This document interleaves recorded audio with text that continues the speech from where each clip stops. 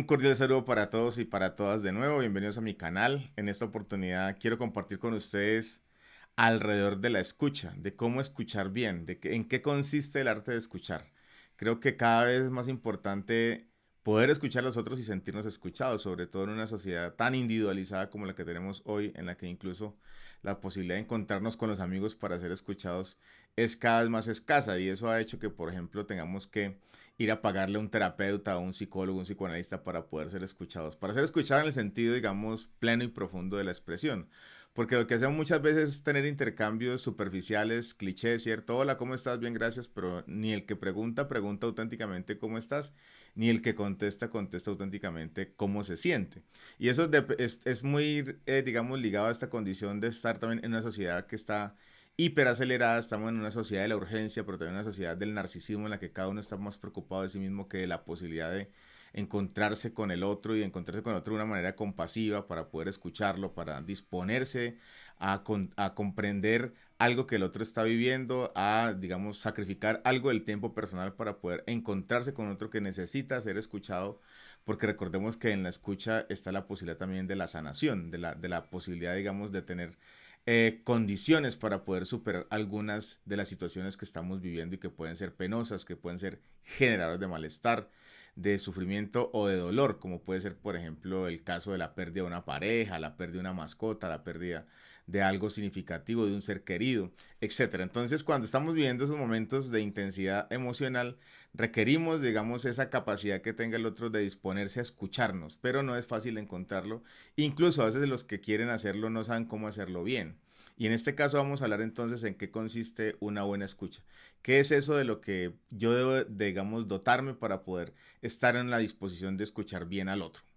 Entonces, ante la pregunta ¿en qué consiste escuchar bien? Habría que decir, lo primero que hay que tener en cuenta es que tenemos que disponernos a intentar comprender la atmósfera emocional que envuelve al otro.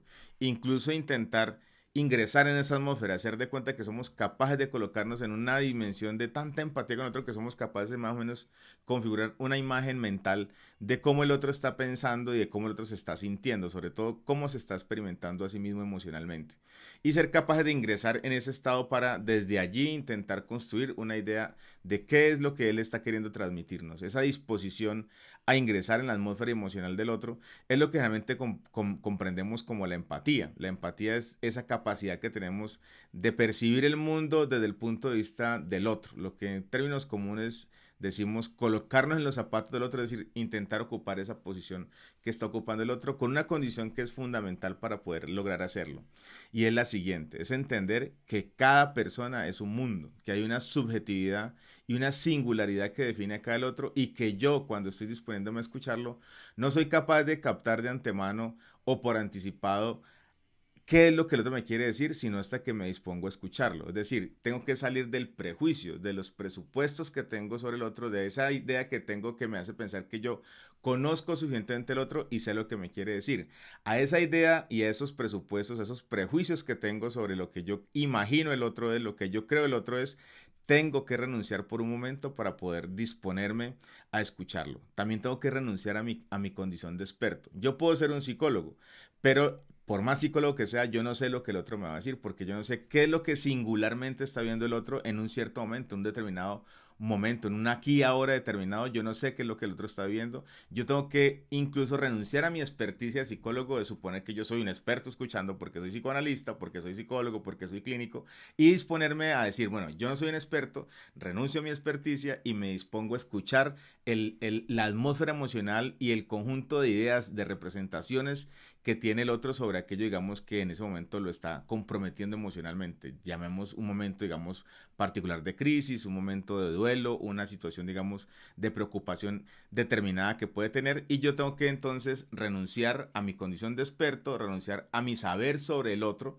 lo que yo pueda tener como idea sobre el otro, para disponerme a tener algo que los psicoanalistas denominamos la atención flotante. Es decir, primero renunciar a mi experticia y más bien dotarme de una cierta ignorancia, lo que Lacan llamaba la docta ignorancia, es decir, una especie de disponerme a vaciarme del conocimiento que yo tengo para mostrarme como si no supiera nada, pero en esa condición poder aprender en el sentido de, digamos, de asir al otro en su estado emocional y poder disponerme ahora sí a una escucha que sea más auténtica, más verdadera.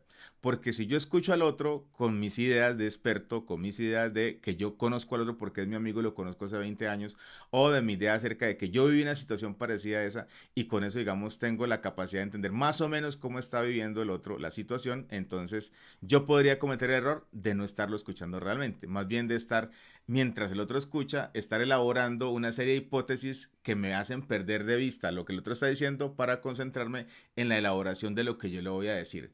Entonces ahí es donde viene la imposibilidad de una escucha efectiva. Cuando yo me abstraigo y aparentemente estoy mirando al otro y lo escucho, pero realmente no lo estoy escuchando. Realmente lo que estoy haciendo es elaborando, preelaborando lo que voy a decir. Y esa elaboración pues me abstrae de la escucha, pierdo de vista al otro y lo que me está diciendo y comienzo es a pensar en lo que yo quiero decirle. En ese momento estoy más preocupado de lo que tengo para hablar de aquello de lo que me están hablando. Y ese es un primer obstáculo que yo tendría, digamos, que superar. Primero, entonces, entender que el otro es un sujeto singular, que me va a contar una cosa inédita. Yo no tengo ni idea de qué me va a contar.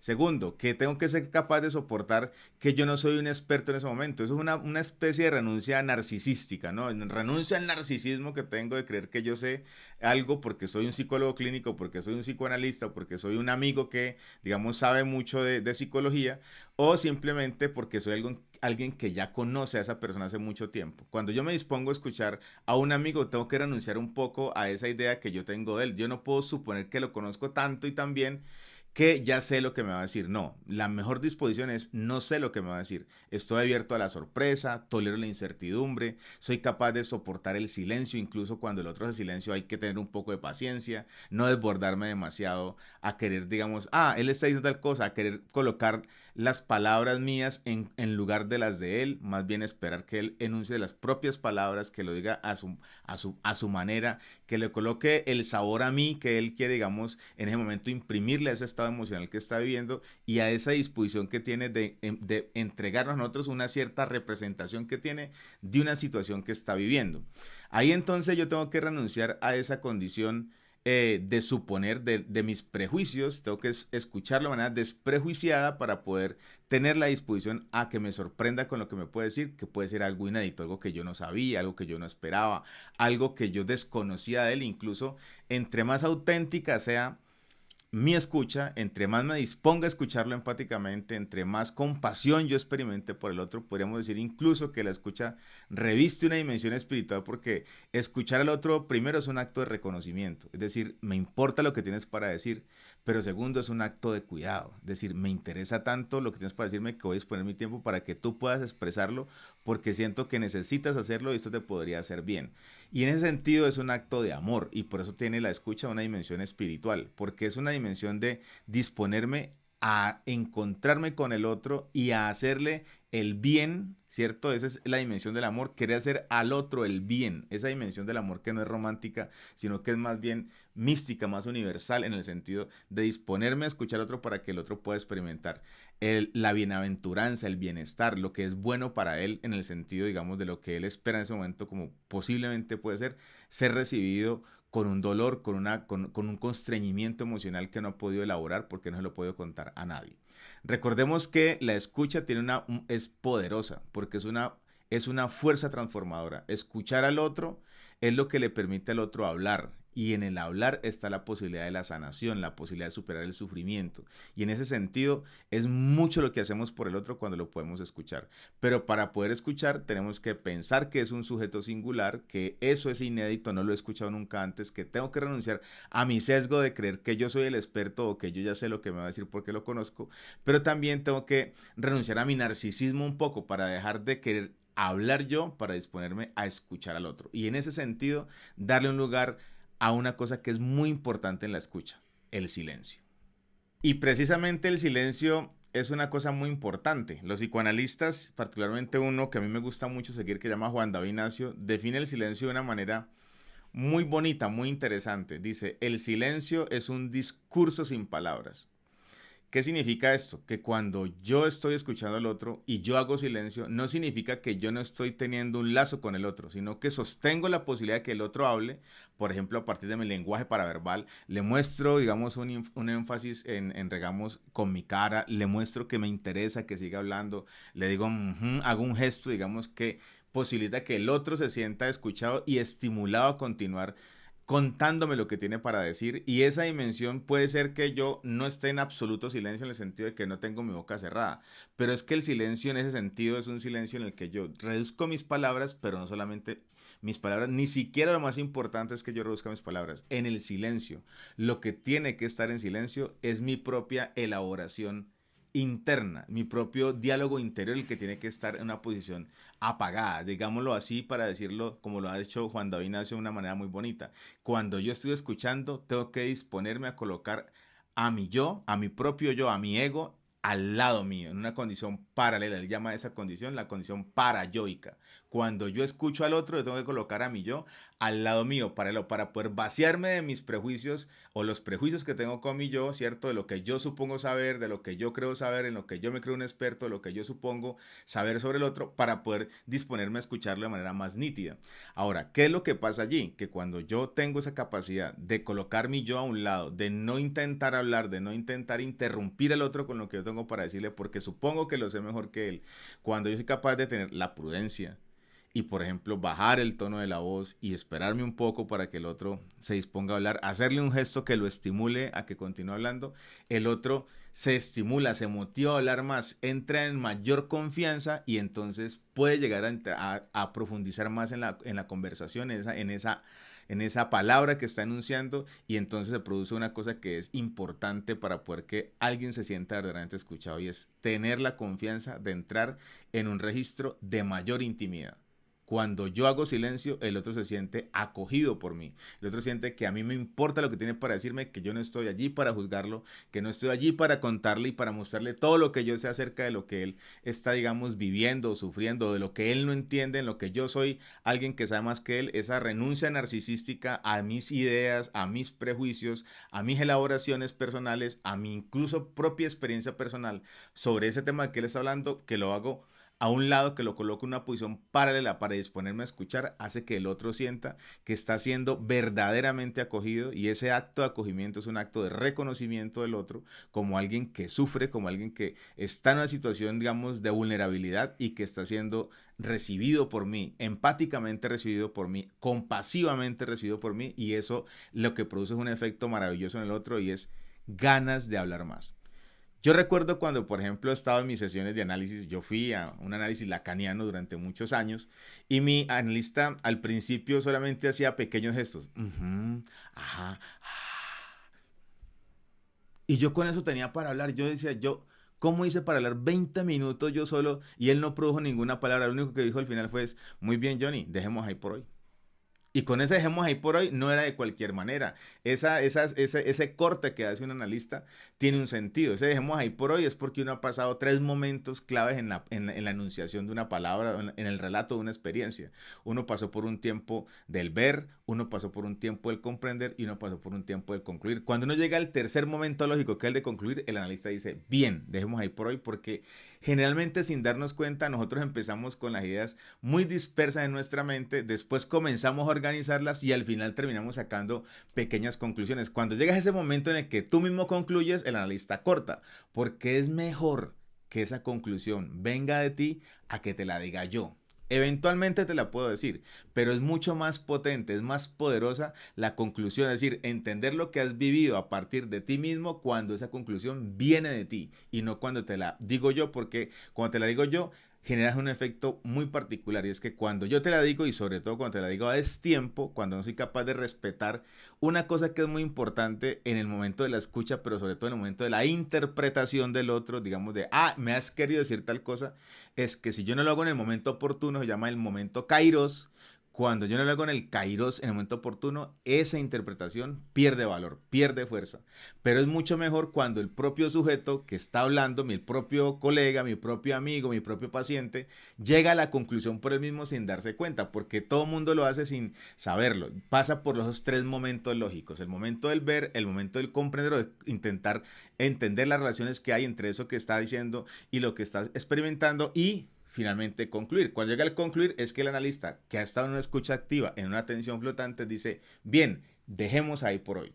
Y entonces ahí es donde se vuelve interesante la cosa, porque el otro se ha sentido verdaderamente escuchado. Él siente que ese corte no lo resiste y dice, bien, dejemos ahí por hoy. Queda un poco sorprendido, pero precisamente ese corte, ese decirles, dejemos ahí por hoy, yo a veces a mis amigos les cuelgo el teléfono y digo, dejemos ahí por hoy, o les digo, bien, pasemos a otra cosa, o bien, quédate pensando en esto, o mira lo que me acabas de decir.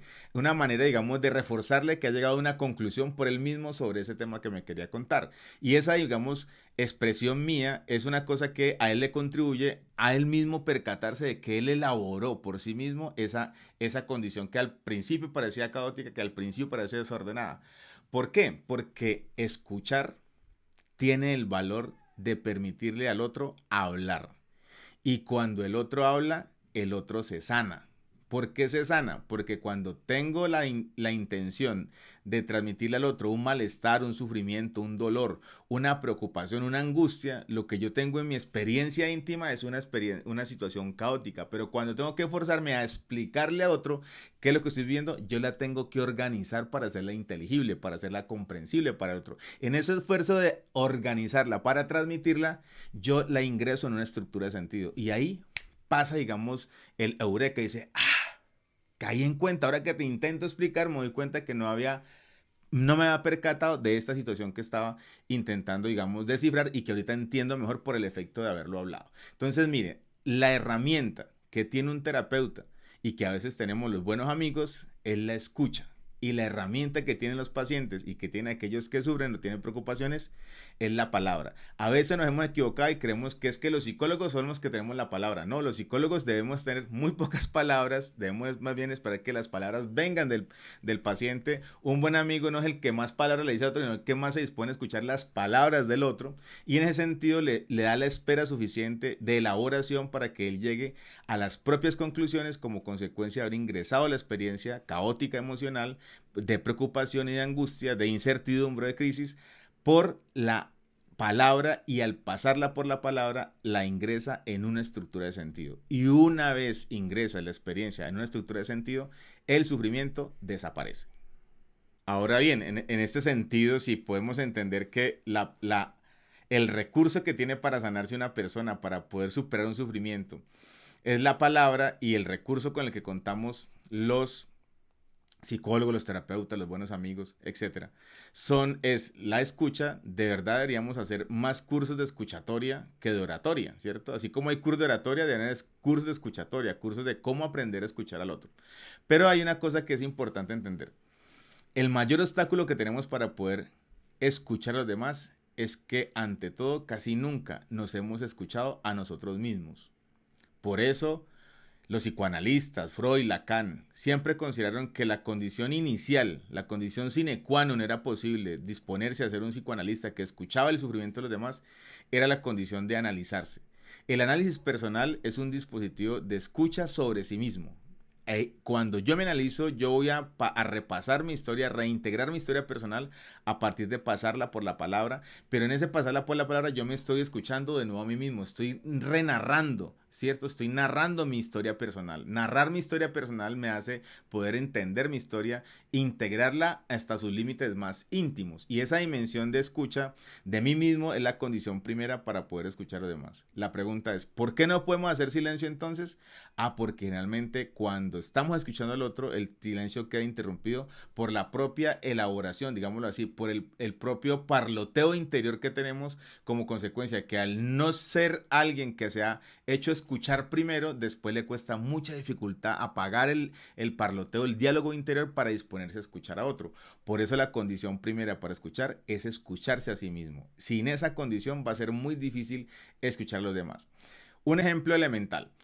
Tú escuchas a alguien que quiere hablarte acerca, por ejemplo, de una crisis económica o del manejo de sus finanzas o de una separación. Pero tú eres alguien que nunca ha pasado por la palabra, que nunca se ha escuchado a sí mismo acerca de qué ideas tiene sobre el dinero, qué ideas tiene sobre el ahorro, cómo maneja las propias finanzas, en qué acierta y en qué hierra en las finanzas propias, o por ejemplo, no se ha separado porque siente miedo a la separación y esa persona viene y le habla de eso. Si tú no te has escuchado a ti mismo, tú puedes experimentar dos cosas. Primero, un gran temor a que el otro se separe porque es una cosa que tú mismo no has hecho por miedo. Entonces tú le proyectas al otro el temor de la separación, entonces lo comienzas a aconsejar de que no se separe, pero ¿por qué te vas a separar? Y ya pensaste en los hijos y mira que es una buena persona. Comienzas a decirle cosas en las que interrumpes al otro para inhibirle lo que te está diciendo y es la intención de separarse porque supone o porque experimenta, digamos, que su relación, digamos, ha llegado a un límite.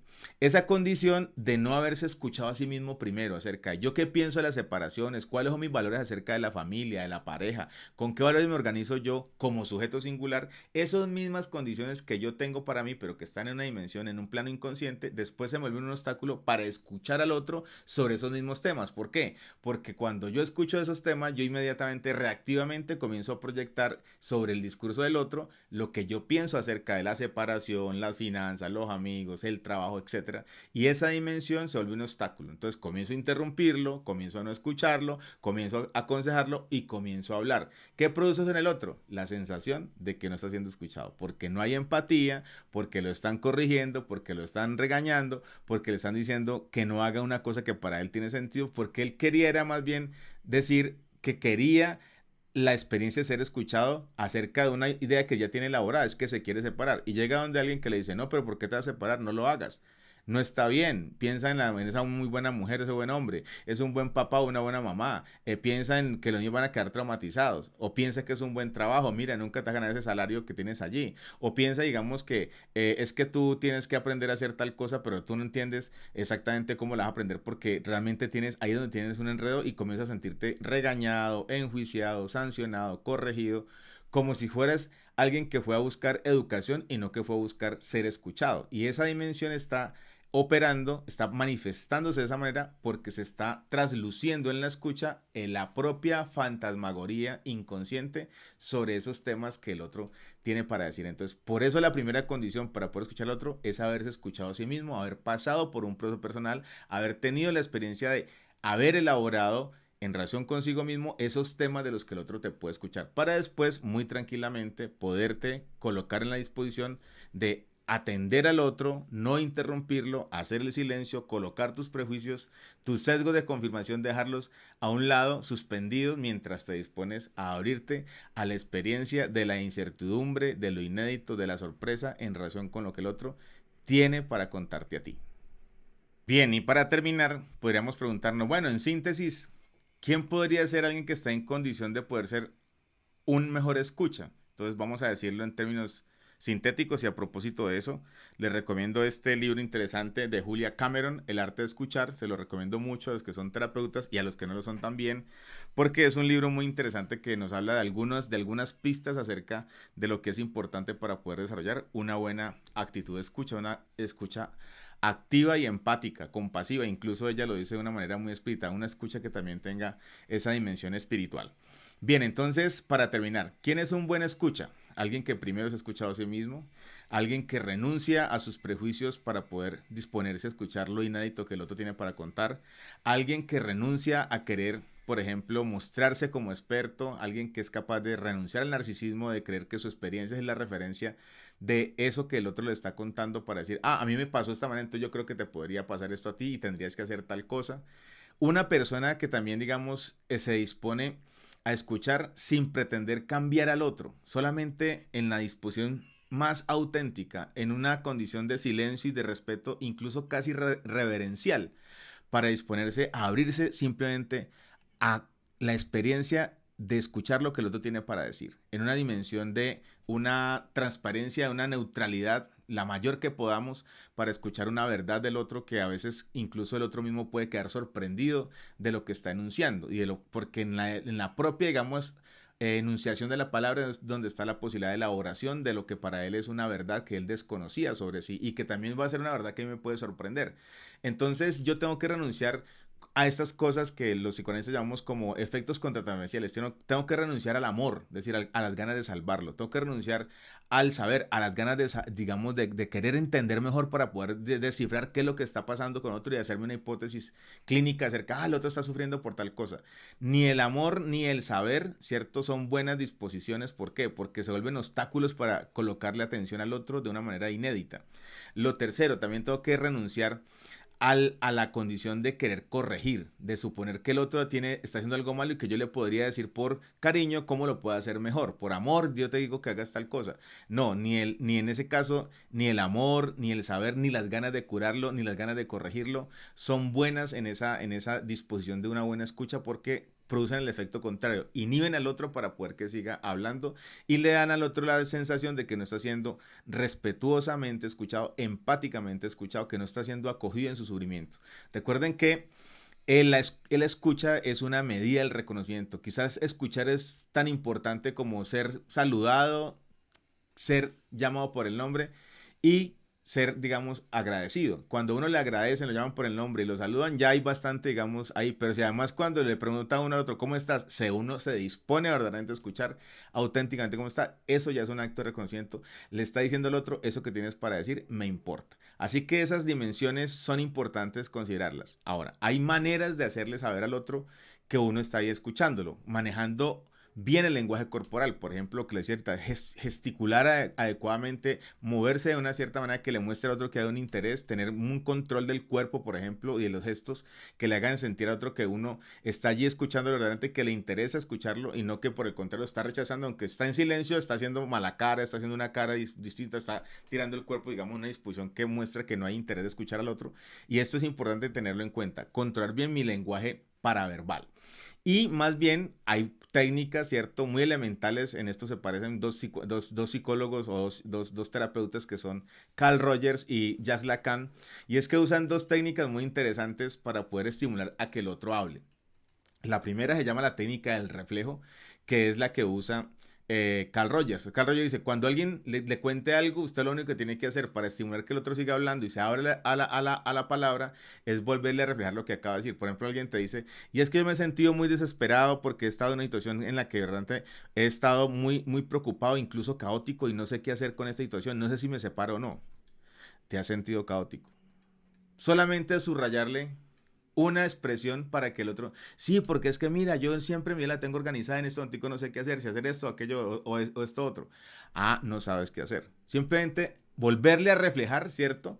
Reflejarle lo que él le está diciendo. Y eso se parece mucho a otra técnica que usa Jacques Lacan, que se llama la técnica del subrayado. Y es simplemente volverle a coger uno de los significantes, una de las palabras que usó en la cadena, digamos, de enunciación, del enunciado que ha emitido, cogerle una palabra, quizá la más interesante, y reforzársela, subrayarla. Entonces alguien te dice, no, es que la verdad me siento muy abrumado, no sé qué hacer. No sé qué hacer. Sí, la verdad, si supiera qué hacer, te digo, ni siquiera estaría aquí. No estarías aquí. Entonces miren que yo le subrayo nomás una frase o una palabra y él sigue, eso lo estimula a seguir hablando, eso lo estimula a volverme a querer explicar mejor, a ampliar, a profundizar, a abrirse más, a explicarme, a ahondar en eso que me está queriendo transmitir. Entonces esa disposición empática en solamente devolverle al otro una palabra, subrayarle, reflejarle lo que me está diciendo o incluso a veces, lo que tú me has querido decir es que en este momentico de una manera extraña para ti, no sabes qué hacer con esto porque es la primera vez que te sientes en caos. Eso ya no es ni un subrayado ni un reflejo, eso ya es una especie, digamos, de síntesis de lo que el otro dijo. Eso se llama, para los psicoanalistas de alguna orientación, se llama la función Rivière. La función Rivière es devolverle al otro de una cierta manera más organizada que, como la dijo, aquello que nos contó. Y eso le permite entonces, sí, exactamente es eso lo que yo que te quiero decir, que me siento muy extraño porque yo nunca había estado en una situación de caos porque yo siempre procuro tener mi vida muy controlada. ¿Y cómo es eso de tener la vida tan controlada? Cuéntame. Y inmediatamente lee, después de que le entrego el paquetico, ¿cierto? Organizado de ideas, se lo organizo simbólicamente para que lo haga asimilable para él, para que él pueda simbolizar también eso que me acaba de decir. Yo le facilito la simbolización a partir de devolverle de una manera sintética, sin distorsionarlo, aquello que él me ha dicho. Cuando yo hago eso, esa función Rivière el otro siente que yo le estoy ayudando y lo estoy verdaderamente entendiendo. Si eres capaz de reflejarle lo que dice, subrayarle una palabra, devolverle, digamos, sintéticamente lo que te ha dicho, tú ya estás haciendo mucho por el otro y son tres técnicas básicas que ayudan a que el otro te exprese, intente expresarte mejor y logre una mayor intimidad en la conversación que puede ser transformada para él y su vida. Bien, para terminar, no olviden este libro que les he recomendado, El arte de escuchar, de Julia Cameron. Que además no quiero quedarme con las ganas de leerles una frase que me ha parecido muy interesante de Ed Cunningham, que dice así: los amigos son esas extrañas personas que nos preguntan cómo estamos y además aguardan para escuchar la respuesta. Espero que les haya gustado, los invito a que lo lean y recuerden, si te ha gustado este video, puedes compartirlo, puedes reenviarlo a otras personas que quizás se le pueda llegar a ser útil. Te agradezco además que me sigas en mis redes sociales y que te suscribas a mi canal.